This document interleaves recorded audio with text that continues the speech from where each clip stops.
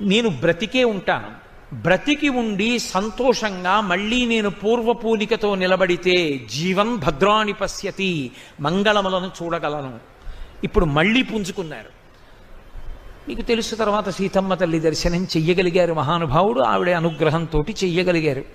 కాబట్టి మనిషి నిలబడడం అన్నది చాలా ప్రధానం. ఆ ఉత్సాహమును కాని మనసు కోల్పోయిందా, సంతోషమును కాని కోల్పోయిందా, లక్ష్యమునందు దృష్టి పెట్టగలిగిన స్థితి కాని పోయిందా, ఇక వాడేదీ సాధించలేడు.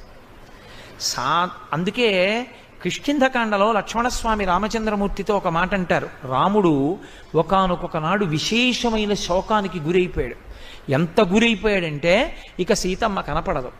లక్ష్మణ, నా శరీరం పడిపోతుంది, నువ్వు వెళ్ళిపోయి ఇంటికి అన్నాడు.